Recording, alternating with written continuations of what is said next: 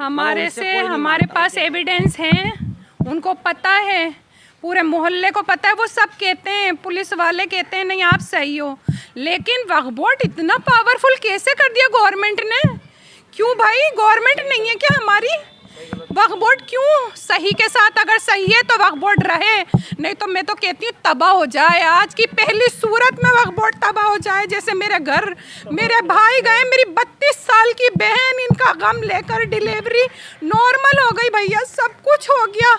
और डिलीवरी होती उसने बस ये कहा, बहन बाजी मेरा बच्चा ननिहाल नहीं देखेगा। मैंने कहा बेटा मेरे घर आएगा। बस वो कहते ही उसकी जो लीवर, किडनी, लंग सब डैमेज होगा। डॉक्टर कह रहे हुआ क्या भैया तुम्हारे घर में, ऐसा क्या हो रहा है मैडम, ये क्या हो रहा है? ये बच्ची अभी तो सही आई, नॉर्मल डिलीवरी करी। हम चाहते हैं हमारे पे रहम करो, हमारे भाई दर दर हो रहे हैं, बारिशों में फिर रहे हैं, इतने से बच्चे हमसे एविडेंस मांग रहे हैं। उनसे कोई नहीं मांगता, काकोरी वालों से। पता है काकोरी वाले कौन है? हिस्ट्री शीटर है इनके, पूरे पुराने काकोरी गांव के, यूपी के हिस्ट्री शीटर है।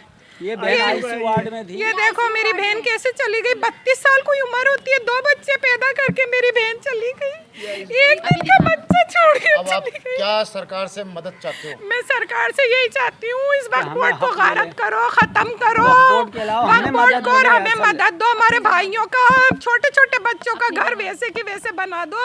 हमें कुछ नहीं चाहिए, हमें कुछ नहीं चाहिए। हम गलत हों तो हमारी पकड़ करो, हम गलत हैं तो हमारी पकड़ करो, हमारे मोहल्ले से पूछो बस।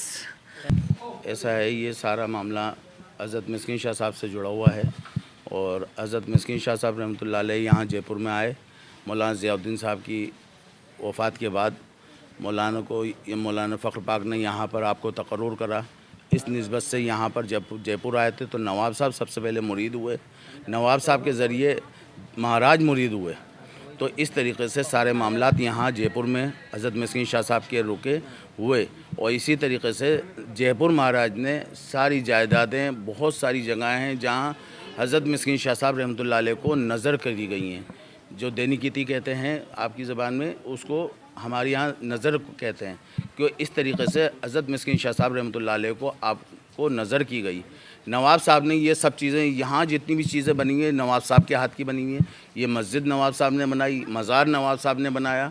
नवाब जो थे यहाँ के वज़ीर थे दरबार के, तो जो राजा थे उनके जो वज़ीर हैं नवाब साहब हैं। तो नवाब साहब के ज़रिए सारे मामलात हुए हैं।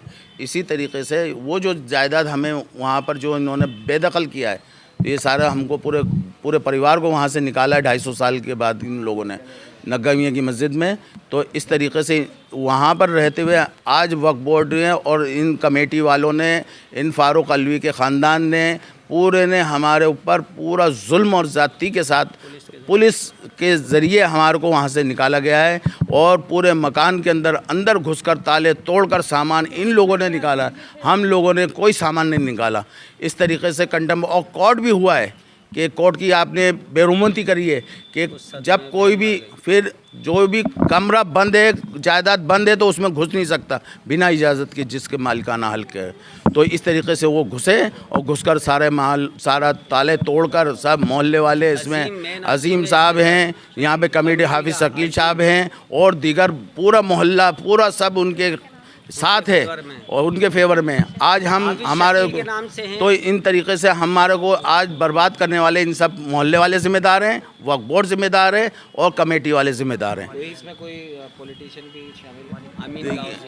देखिए, आए तो सब थे, अमीन कागज़ी भी आए थे, खानू खान ने भी कहलवाया था अमीन कागज़ी के ज़रिए, और आपके रफ़ीक खान भी इसमें। लेकिन इन लोगों ने हमारे को कोई मदद नहीं करी, बल्कि उन लोगों का साथ दिया है, हमारा साथ बिल्कुल नहीं दिया उन लोगों ने। बार बार हम चले गए, पूरा परिवार गया, कई दफ़ा गए, खानू खान के यहाँ भी गए, लेकिन इन लोगों ने कभी भी हमारी दुहार नहीं सुनी। क्या लगता है आपको कि ऐसा अगर उन अमीन कागज़ी, खानू खान और जो लोग जिनकी वजह से आप लोग बेदखल हुए, उनका क्या फ़ायदा आप लोगों को वहाँ से हटाना? साहब, उनका फ़ायदा ये है, ये वहाँ पर हमारे बराबर में एक और हैं, क्या नाम है, कैसर बाबर, उनका एक लड़का है, हाँ, उनका एक फैज़ी है उनका लड़का। उसके बाद अल्लाह ताला ने अभी कुछ दौलत दे दी, 10-20 करोड़ रुपए होंगे। तो उसने अपनी दौलत के बलबूते पे ये सबको नाच नचा रखा है। तो उसकी जायदाद पे भी अभी अल्लाह ताला ने ऐसा अजाब डाल रखा है कि उसके जहाँ जहाँ भी जो काम शहर में हो रहा है यहीं पे कांटे पे सबके ऊपर यहाँ पर सील लगी हुई है। अभी आप देख सकते हैं, मैं दिखा सकता हूँ, सब जगह सील लगी हुई है। उसके घर के ऊपर भी वो स्टे भी और सील लगी हुई है, इसके ऊपर भी वो नहीं मान रहा। उनने हमारे घर के ऊपर ही अटैक करा। आप सरकार से क्या मांग रखना चाहोगे? हमारी सरकार से ये मांग है कि हमारा पूरा घर परिवार अब तितर बितर हो रहा है और हम वापस अपनी जगह पे आए और गवर्नमेंट हमको इसको पूरे पोजीशन को बना के नए से और पूरी सेफ्टी के साथ हमको बना कर दे। कितने जी, जो मुसलमानों के लिए हक की लड़ाई के लिए जो बड़े बड़े नेता हैं जो स्टेज पे खड़े होते हैं हक की बात करते हैं, आज गए वो तमाम नेता आपके विरोध में हैं? जी हाँ, विरोध में है। वो एक भी हमारे साथ नहीं है। सारे जायज़ वो सारे लोग जो है सिर्फ पैसे वालों के साथ होते हैं, आराम से नहीं गरीबों के साथ में कोई नहीं होता। हम कमज़ोर हैं, इसलिए वक्फ ने हमारे साथ में हमारे मकानात को खाली करवा लिया। यही वक्फ की कितनी प्रॉपर्टी है जिसके साथ में ये लोग पैसे वाले लोग हैं। ये वक्फ बोर्ड उनसे पैसे लेके उनके नाम प्रॉपर्टी कर देती है, लेकिन हम लोग गरीब हैं, कमज़ोर हैं, सब लोग एक साथ हो गए, हम लोगों को बेदखल कर दिया। कल भी हम लोग जब गए थे, हमारी फूफी का इंतकाल हो गया कल। हम सब लोग अगर देखा जाए तो सबसे बड़ा आरोप जो है वो कोर्ट पे है, जो मुसलमानों की हिमायत के लिए बना है, वो मुसलमानों के ही खिलाफ है, मुसलमानों को ही नुकसान पहुँचा रहा है। झूठा वक्फ बोर्ड, झूठा बेईमान वक्फ बोर्ड, बेईमान बिल्कुल सही है। वक्फ बोर्ड था ही नहीं। वो आप बताओ, वक्फ बोर्ड वाले ऊपर उनका कोर्ट वक्फ है और नीचे उनका कोर्ट है। जो वो चाहते हैं वो पैसा लेके फैसला दे देते हैं। हम लोग कमज़ोर हैं, हम लोग गरीब हैं, हम लोग कहाँ जाएंगे? हमारे पास सबूत है, उनके पास कोई सबूत नहीं है। और उन्हें कोई हमसे सवाल नहीं है। एविडेंस मांगते हैं। सर हमसे सब लोग